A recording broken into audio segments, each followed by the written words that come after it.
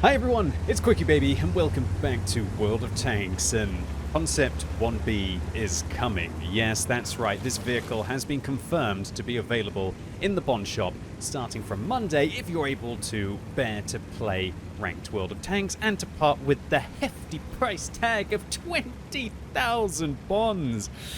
Yeah, it's a bit of a heavy one to be able to bear, but for the price tag, which everybody could manage to either grind inside ranked or alternatively just by playing a ridiculous amount of tier 10 vehicles over the weeks, you can get yourself, probably, at least in my opinion, the best tier 9 tank. This is the vehicle that I would choose to use if I needed to be able to progress through some missions that I could use it in, and it has been the vehicle that I have played on my free-to-play accounts over the last week to be able to skip some of the challenges that Wargaming have provided with the Stridsvagn K. Earlier on, you get to play your tier 9 and tier 10 vehicles. You have to do things like finish top of your team on damage, do 3,500 damage, 4,000 damage, number 1 in XP.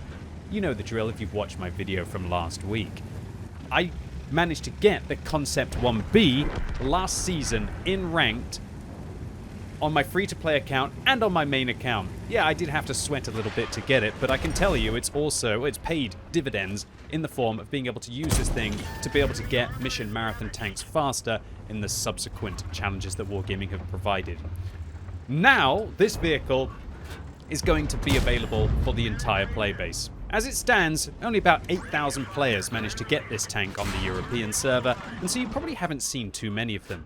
When the vehicles were originally released, there were a lot of them in the matchmaker, as those players who earned them want to take them out and grind them to, you know, just test out their new toys. Then after a while, the vehicle has become less and less popular. I can tell you, starting Monday, you will see a lot of these vehicles in the matchmaker. And in today's video, I'm going to show you exactly what you have to be concerned about, and also why I believe that Wargaming should definitely reconsider releasing reward vehicles, especially for ranked players, that are as good as this. Now, with all due respect, Wargaming haven't learned anything. In 2019, I made a video called The Object 279E is Overpowered.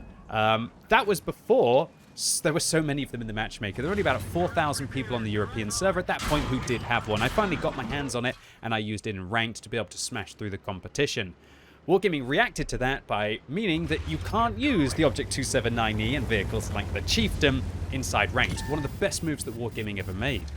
But they're not going to exactly stop people from using the Concept 1B and all of the other vehicles inside the random queue. And I can tell you that this vehicle, it almost makes your games trivial, at least unless you're in unfavorable situations like getting auto-loaded, or alternatively you're against multiple vehicles or higher tier tanks.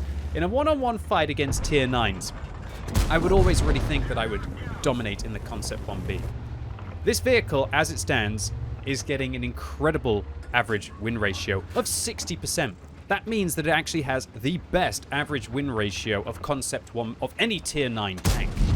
Albeit, it's going to go down significantly as it becomes available for a wider audience. Because at the moment, the only players who were able to get the Concept 1B were players who achieved 3 seasons worth of progress or just 2 seasons gold progress in ranked last year.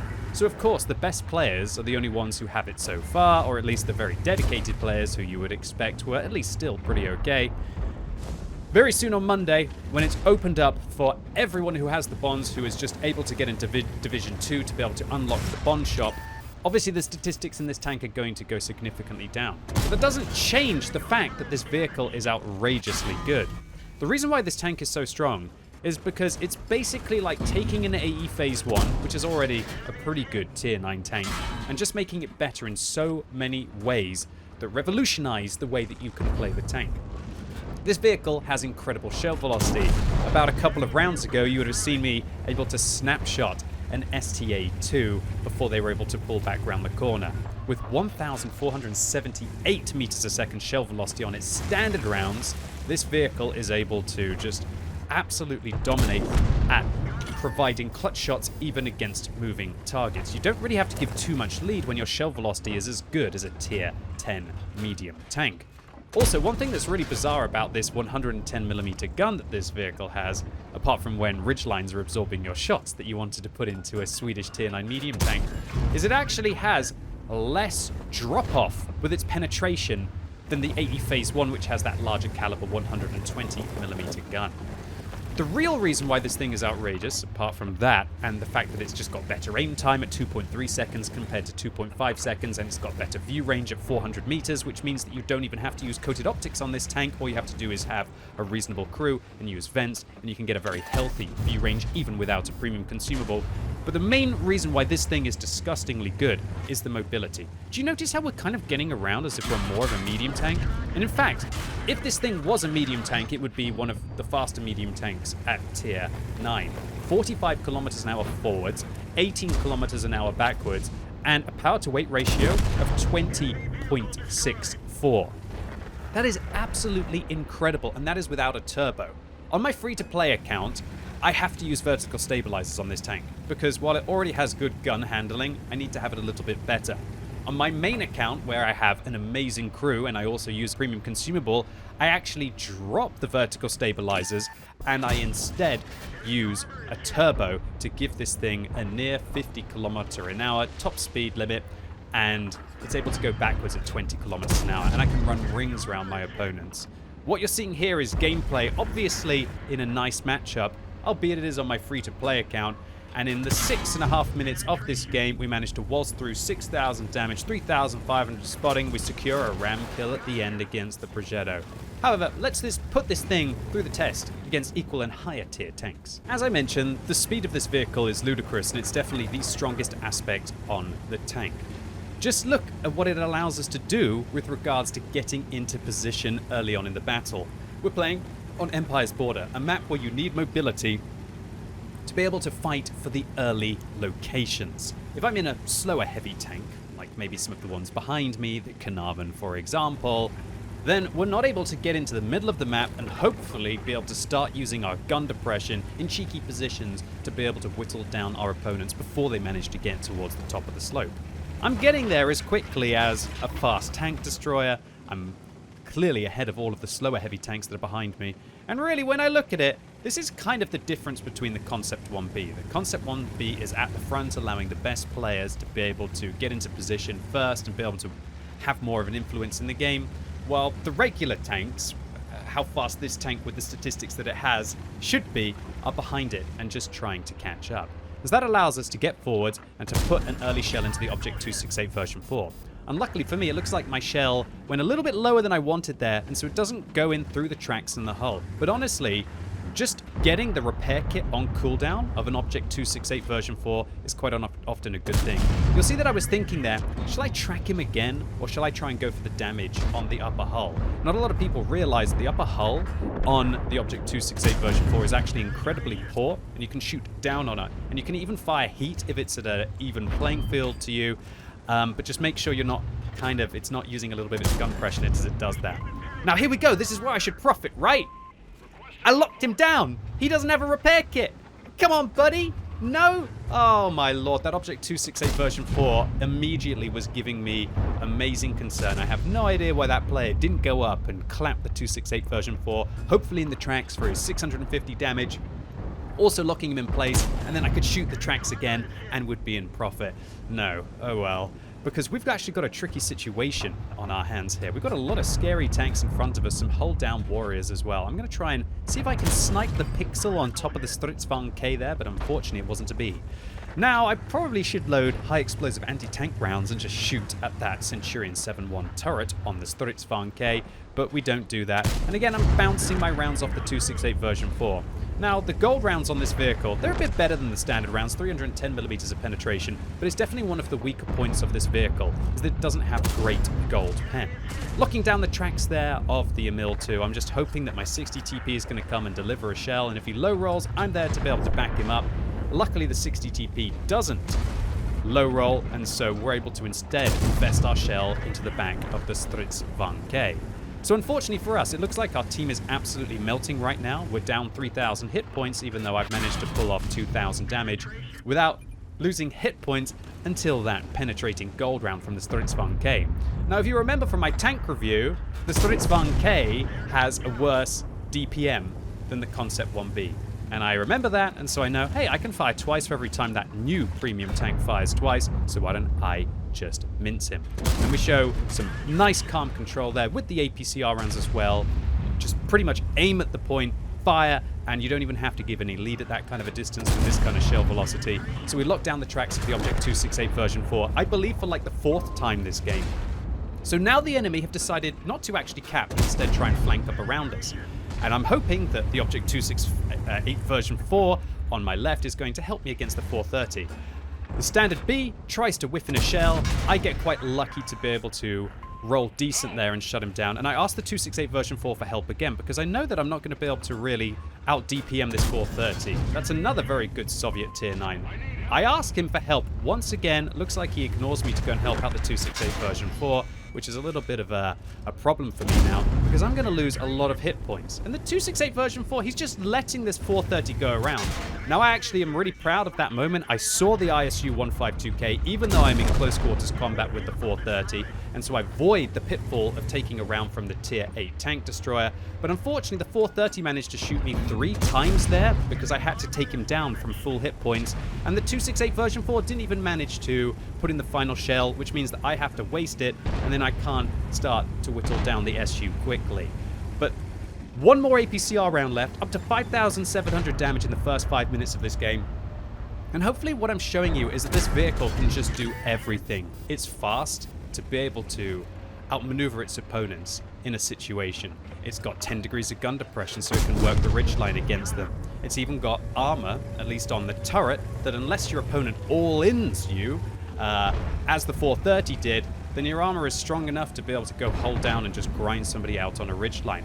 And I really feel that if that Object 268 version 4 had played a little bit better here, that we would have been able to not only win this position, but be able to win the game. Because as you can see, unfortunately for us, they managed to get 2 tanks in the cap circle. I guess because they don't want to have to deal with the Concept 1B 60 TP and the Object 268 version 4 with very low hit points. But you know what? I think that's actually a good play, because my money would be on me to be able to handle a Borask and a Chimera inside the cap circle. We have a little bit of a consolation prize in this game, shutting down the 121B, and that was a mega fight. Unfortunately, the Chimera and the Borask are going to be able to cap out and take this game down, as they definitely should do, because, as I said, you don't want to mess around when somebody's got one of these on the enemy team. And that's really the issue, is that I guess I'm in a bit of a dilemma.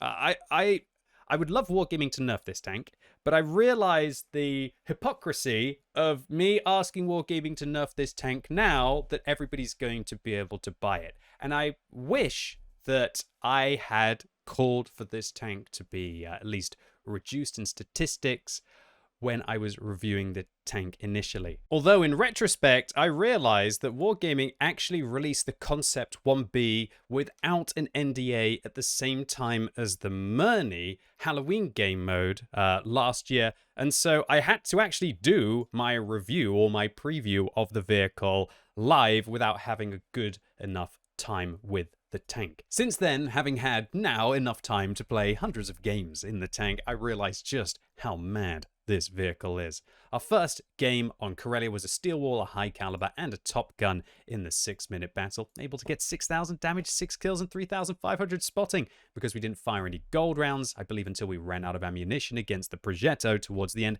We would have made a profit with a premium account, and we would have actually made a profit without one as well. Interestingly, on Empire's Border, we got a high caliber medal, which gives us a first class for our 1046 base. But keep in mind that that 1046 base is excluding courageous resistance for the high caliber, which actually means that we got over 1,600 base effectively. And 1,600 base experience was not enough to give the Concept 1B an ace tanker. It was only the 1,783 in a tier 9 vehicle in the first game that was enough to get an ace. If that isn't an indication that this vehicle is having exceptional results, I really don't know what is. And funnily enough, our base experience without the courageous resistance, even on the losing team, was more than any of the winners were able to get. So all in all, ladies and gentlemen, boys and girls, brace yourself. Concept 1B is coming. It's about to get a lot hotter on the battlefield as more players manage to spend their bonds after getting to Division 2 in ranked to be able to unlock this vehicle. And it pretty much is just like a tech tree American tank plus 10 or 15%. To put it into perspective, it's pretty much just straight up better than an AE Phase 1 in nearly every single area, apart from probably just spamming heat, or if you do overexpose your side armor. So considering that you're going to have to deal with a lot more of these tanks on Monday, and I don't think that Wargaming will nerf them, even though really they should nerf this vehicle and a lot of the reward tanks that are given to the best players. Once again, I've said this on the channel before, but I feel like I need to reiterate it again. The best players should not be given exclusive tanks that are better than other vehicles that are freely available to the World of Tanks player base. How is that ever going to be a balanced situation? The best players don't want to be the best because they have the best tanks. They want to be the best because they play better than everyone else. Let me give you an armor review so I can give you some tips and tricks about how to hopefully take them out on the battlefield. Alright, so firstly, let's imagine that you've got 258mm of penetration. What are your chances against this thing frontally? Well, its upper hull, if it's not angled, is not very good, but let's be honest, most people are going to have the Concept 1B on a ridgeline.